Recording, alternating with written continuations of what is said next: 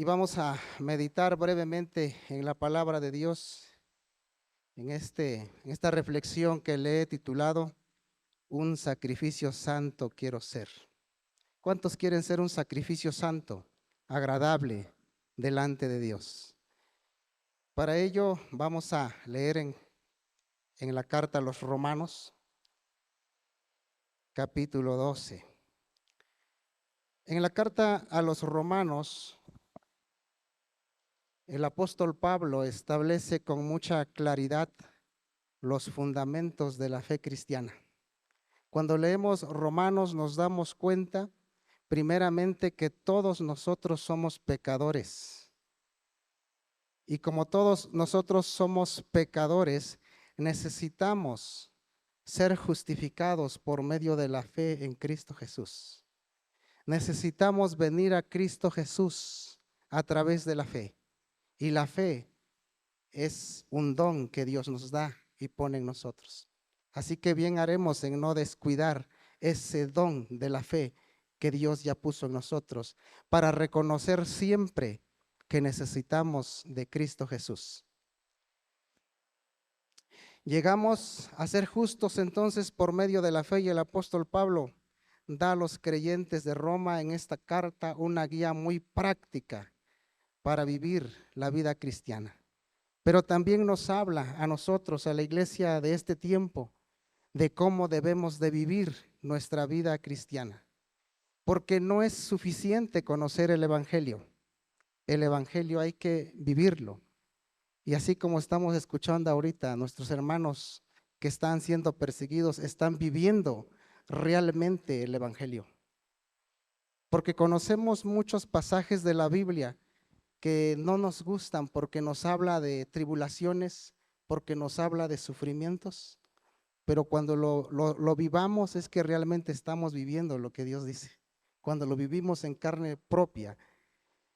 He platicado con algunas personas que están sufriendo por alguna enfermedad difícil.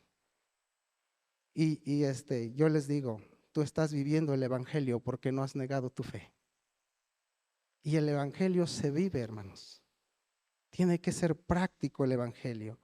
Romanos 12, 1, 2 dice: así que, hermanos, os ruego por las misericordias de Dios que presentéis vuestros cuerpos en sacrificio vivo, santo, agradable a Dios, que es vuestro culto racional. No os conforméis a este siglo, sino transformaos por medio de la renovación de vuestro entendimiento, para que comprobéis cuál sea la buena voluntad de Dios, agradable y perfecta. El apóstol Pablo inicia: así que, hermanos, dice. ¿Qué frase tan más interesante? En la Biblia encontramos frases o palabritas, enunciados que nos ayudan a entender lo que quiere decir el apóstol Pablo. En este caso dice: así que, hermanos. En otras palabras pudiera decir: por consiguiente, hermanos. ¿Y qué es por consiguiente? Lo que está diciendo es: por consiguiente, por lo que ya escribí en los 11 capítulos anteriores, ahora sí, debes de entender que Dios quiere que seas un sacrificio vivo. ¿Y qué es lo que escribió el apóstol Pablo en los pasajes anteriores? Él nos dice acerca del pecado. Dice: no reine pues vuestros cuerpos mortales, no reine el pecado en vuestro cuerpo, no sea que le obedezcáis en sus concupiscencias. Él nos exhorta que no permitamos que el pecado reine en nuestro cuerpo, porque si el pecado va a reinar en nuestro cuerpo, entonces haremos cosas que desagradan a Dios. También nos dice en los versículos anteriores acerca de la gracia, nos habla porque también tenemos entrada por la fe a esta gracia en la cual estamos firmes. Qué hermoso, ¿no? Por la fe. Y entramos a la gracia de Dios y estamos firmes. Y no es por nuestras fuerzas, sino es por su gracia, es por su misericordia, Es por eso que Él nos sostiene de pie hasta el día de hoy, por la gracia de Dios. La semana que pasó estuve viajando bastante y vi muchos accidentes sobre la pista, sobre otras carreteras, muchas ambulancias, muchas personas muertas. Y yo viajé todos los días. Y cada vez que los veía decía yo, Dios mío, tú me estás guardando. Pero no es porque soy bueno, es por tu gracia que estoy todavía. Es la gracia de Dios. También nos habla acerca de la justificación. Dice, por la justificación tenemos paz con Dios por medio de Jesucristo. La clave de la justificación es nuestro Señor Jesucristo. Y si nosotros queremos tener una vida en paz, una vida tranquila, entonces debemos permitir que Jesucristo reine en nuestras vidas. Jesucristo es quien nos justifica. También nos habla acerca de la santificación. Allá en el capítulo 9 dice, mas ahora que habéis sido librado del pecado y hechos siervos de Dios, tenéis por vuestro fruto la santificación como fin. Y como fin, dice, la vida eterna. Nos habla acerca de la santificación, pero el fin de la santificación es que podamos pasar una eternidad con Cristo Jesús, que podamos pasar una eternidad allá en el cielo. También nos habla acerca de la elección divina, como está escrito, a Jacob amé, mas a Esaú aborrecí. ¿Qué pues diremos? ¿Que hay injusticia en Dios? En ninguna manera.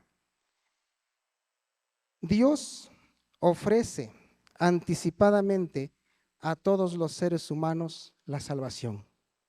La salvación está ya disponible para todo aquel ser humano, aquella persona que reconociendo sus pecados y arrepintiéndose, viene a los pies de Cristo.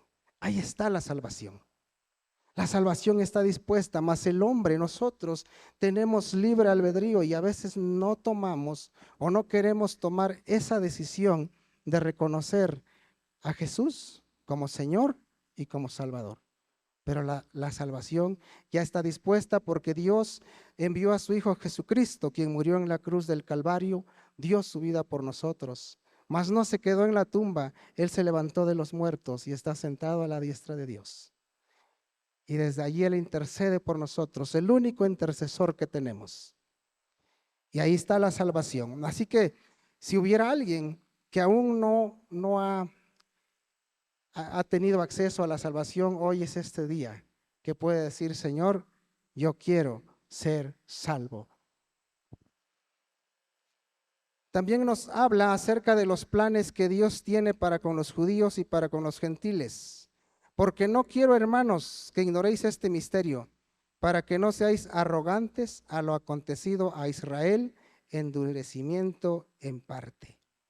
Esto indica que al final Dios tendrá misericordia de los judíos, así como tiene misericordia de nosotros. Y hay misericordia para todo aquel que venga a Cristo.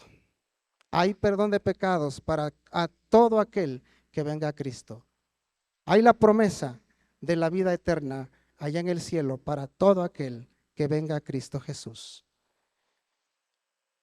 Pero ¿cuál es la idea del apóstol Pablo al recordarnos cuando dice, por consiguiente, hermanos, de todo lo que Dios hizo? ¿Cuál es su idea? Para que nosotros, tú y yo, sintamos el peso, que podamos sentir ese peso tremendo que Dios hizo para salvarnos, porque no fue nada fácil. Tú y yo estábamos muertos en nuestros delitos y pecados, éramos esclavos del pecado, éramos incapaces nosotros de salir de esa condición. Estábamos destituidos de la gloria de Dios. No buscábamos a Dios, no le amábamos, no teníamos tiempos de comunión con Dios. En pocas palabras, nosotros éramos enemigos de Dios. Había una separación entre el hombre y Dios. pero hay buenas noticias. Dios nos salvó, Dios nos perdonó, Dios nos justificó por medio de la fe en Cristo Jesús. Dios derramó su Espíritu Santo sobre nosotros y su Espíritu Santo nos guía, su Espíritu Santo nos exhorta, su Espíritu Santo está con cada uno de nosotros. Porque dice su palabra que Dios nos hizo templo del Espíritu Santo. Somos herederos con Cristo Jesús. Así dice la Escritura. Y esperamos la bienaventuranza de la libertad gloriosa de los hijos de Dios, porque hemos sido llamados a libertad. Entonces dice, Pablo sigue diciendo, os ruego, hermanos, por las misericordias de Dios. ¿Qué es lo que quiere decir el apóstol Pablo? Que sigamos consagrándonos a Dios cada día. Por eso el punto 1, para hacer un sacrificio vivo necesitamos consagración. Dice que presentéis vuestros cuerpos en sacrificio vivo. Habla el apóstol Pablo acerca de una ofrenda, porque en su mente tenía lo del Antiguo Testamento. Cada quien cuando se presentaba delante de Dios no se presentaba con las manos vacías. Siempre traía algo que ofrecer a Dios. Y entonces el apóstol Pablo nos dice, presenten sus cuerpos en sacrificio vivo. Nos habla que nosotros presentemos nuestros cuerpos.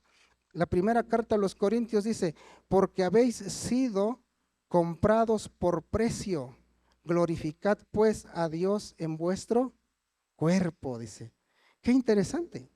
Porque a veces enfocamos mucho que debemos de estar bien por dentro y está bien, pero también este cuerpo físico tiene que glorificar a Dios. ¿Cuántos dicen amén? ¿Esto qué significa? Significa que si empezamos desde el cerebro debe de glorificar a Dios. Y sabemos que en el cerebro tenemos todos los días luchas y batallas. ¿Y qué es lo que pensamos todos los días? Nuestros pensamientos de cada día están glorificando a Dios. ¿Mis pensamientos? Lo que yo estoy pensando cuando estoy en el trabajo, cuando voy camino al trabajo, ¿mi pensamiento glorifica a Dios? Y si no lo está haciendo, luego entonces necesito hacer ese sacrificio para decirle a mi cerebro que no esté pensando cosas que desagradan a Dios. Luego bajamos, tenemos aquí los oídos. ¿Qué escuchamos con nuestros oídos? ¿Qué nos gusta escuchar con nuestros oídos? ¿Estamos escuchando tal vez la Biblia, qué bien? ¿Estamos escuchando la lectura de un buen libro? ¿O escuchamos puras cosas que no agradan a Dios? Los ojos. ¿Para qué lo estamos ocupando? ¿Estamos ocupando nuestros ojos para ver sanamente? ¿O de qué manera nosotros estamos viendo a las personas? ¿O qué estamos viendo en las redes sociales? ¿Cómo estoy ocupando mis ojos? ¿Mis ojos realmente es un sacrificio santo delante de Dios? Yo me he estado haciendo esta pregunta. ¿Para qué estamos ocupando la vista? Bien haremos en hacer este ejercicio al final del día. ¿Para qué ocupé mis ojos? ¿Para qué ocupé mis oídos? ¿Hacia dónde se dirigieron mis pensamientos?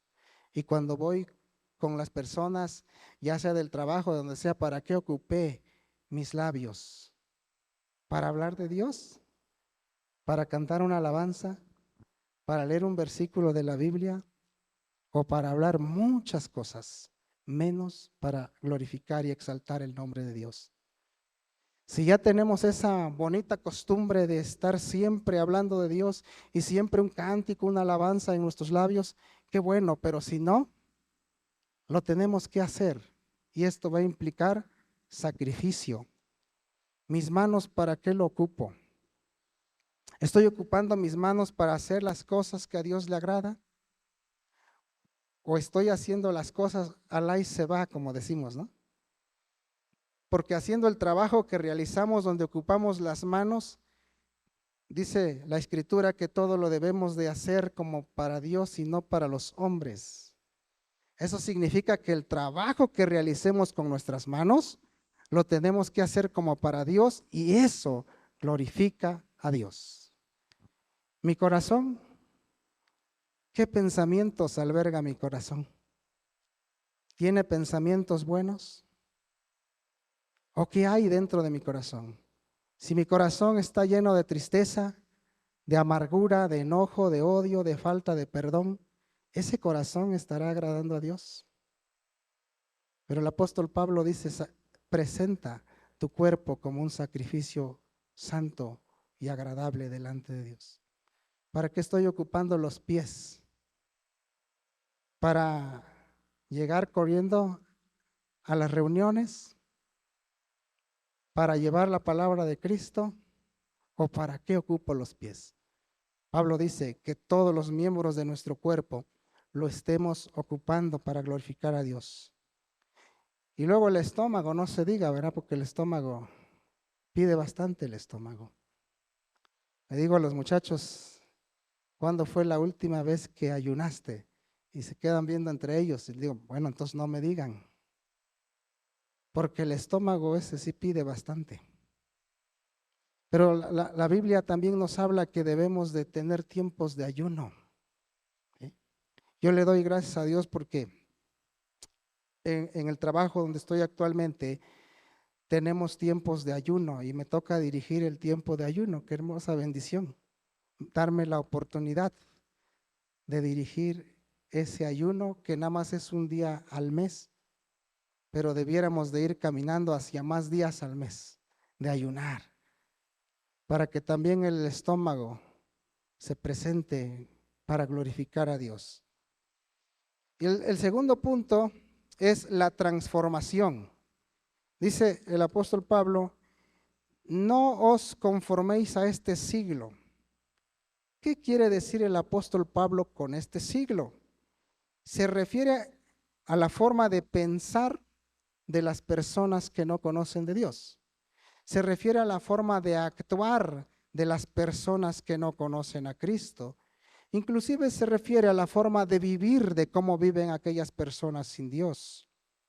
Se refiere a la forma de valorar, porque vivimos en una cultura que podemos llamarle una cultura tóxica, una cultura tremenda, que poco a poco viene envolviendo aún a los cristianos. Y yo lo pude ver en estos días. Conozco varias personas que me han platicado que son cristianas y de repente subieron en sus estados que ya estaban con su disfraz. Y porque fueron engañados que no pasa nada, que es cultura, pero nosotros sabemos que qué es lo que pasa y que prácticamente es algo diabólico, satánico, todo lo que pasó.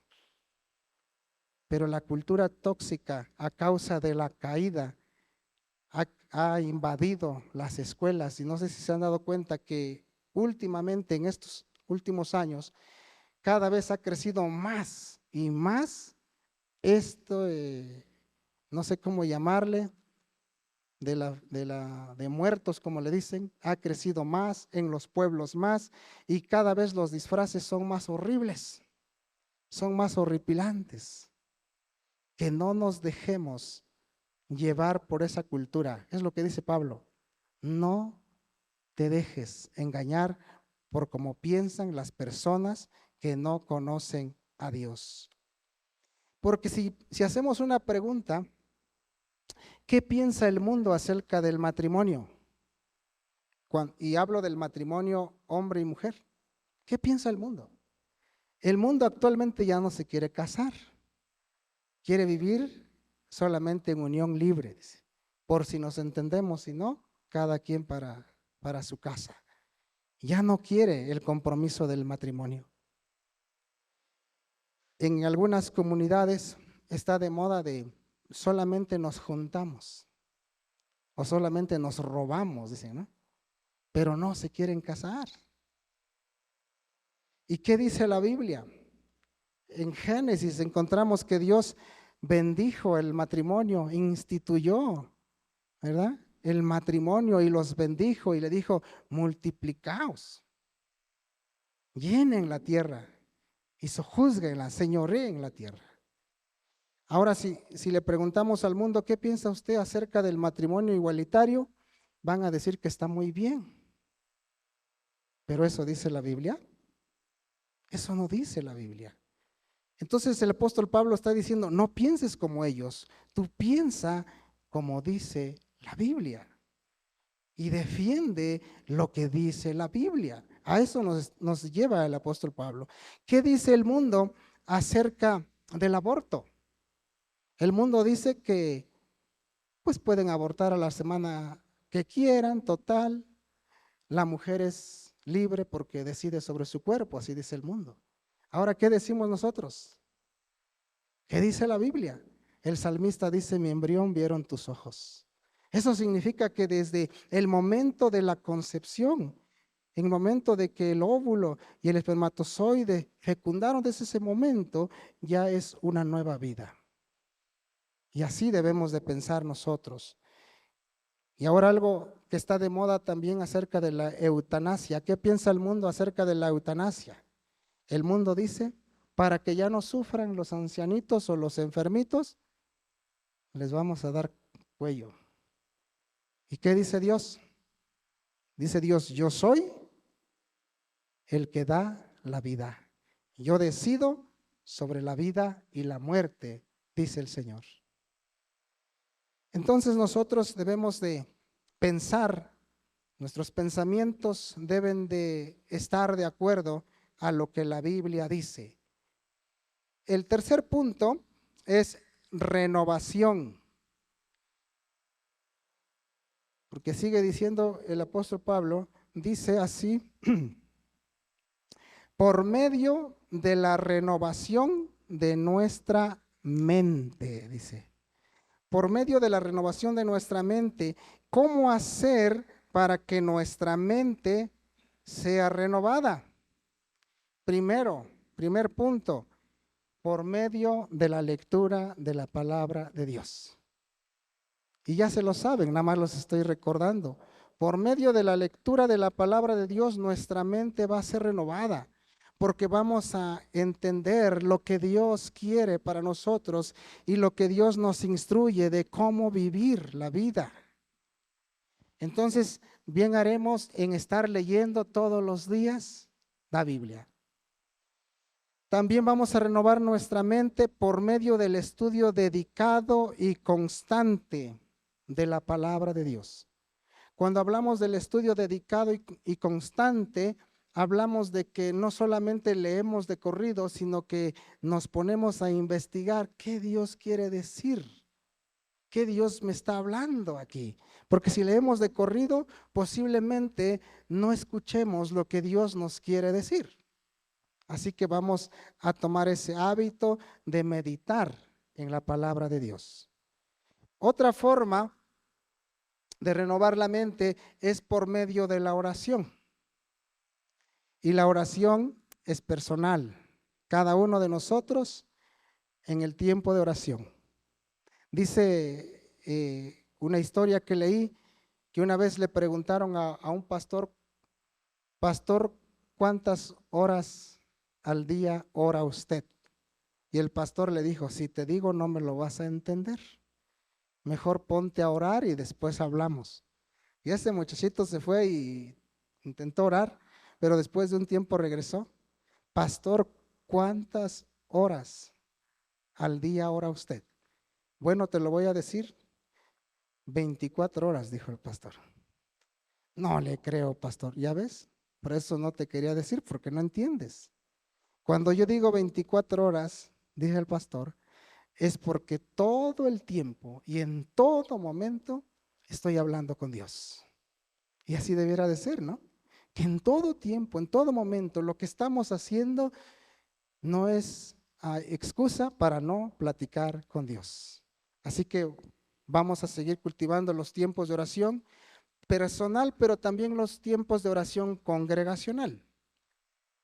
Dice la Biblia en el libro de los Hechos que ahí en el aposento alto se reunieron y estaban juntos, unánimes, orando, todos orando, y vino el Espíritu Santo, porque hay poder de Dios cuando el pueblo se pone a orar.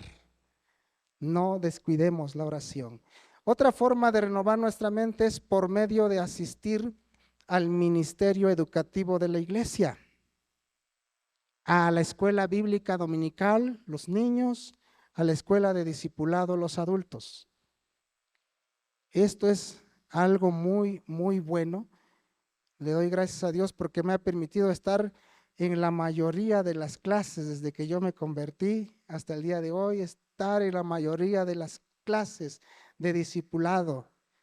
Y aquí están sentados mis maestros. Gracias a Dios. Aprendí mucho. Así que yo le invito, venga a escuela dominical, traiga a sus hijos, vénganse. Preparen a sus hijos y tráiganlos. No lleguen tarde, hermanos. Porque luego ya vamos como a media clase y vienen llegando, pues ya no supieron qué pasó. Hay que ser puntuales a la cita que tenemos con Dios. ¿Cuántos dicen amén? Así que el próximo domingo aquí nos vemos puntuales, ¿verdad? A reserva de que suceda algo que nos limite llegar, y eso se entiende, pero que no sea una constante llegar tarde a esta escuela bíblica para los niños y discipulado para los adultos. Otra forma más de renovar nuestra mente es por medio de evaluar nuestra vida a la luz de la Biblia. Agarramos la Biblia y empezamos a evaluar nuestra vida. ¿Cómo estoy? Y cuando lo hacemos, entonces declaramos que la Biblia es la autoridad para regir nuestra vida.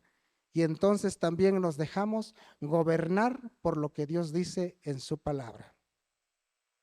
Así que, amados hermanos, para llegar a hacer ese sacrificio santo del cual habla el apóstol Pablo, por lo menos vimos 3 asuntos importantes. Uno tiene que ver con el sacrificio, con la consagración, la renovación y, ¿cuál es el último? La transformación, ¿verdad? Así que vamos a caminar cada día haciendo un sacrificio para agradar a Dios. Porque dice la última parte del versículo 12, para que comprobéis, del capítulo 12, versículo 2, para que comprobéis cuál sea la buena voluntad de Dios, agradable y perfecta. ¿Quieres comprobarlo? Conságrate a Dios. En la medida que de nuestra consagración a Dios, en la medida que nosotros nos iremos consagrando a Dios, vamos caminando hacia ese sacrificio santo del cual nos habla. En la medida que permitamos ser transformados por el Espíritu Santo, entenderemos su buena voluntad. En la medida de la renovación de nuestra mente por la palabra de Dios, entenderemos que su voluntad es agradable y es perfecta. Así que bien haremos en permitir que Dios haga lo que tenga que hacer en nuestras vidas, reconociendo que Jesucristo es nuestro Salvador y que necesitamos la guianza de su Espíritu Santo para hacer un sacrificio santo, agradable delante de Dios. Amén. Puestos de pie oramos.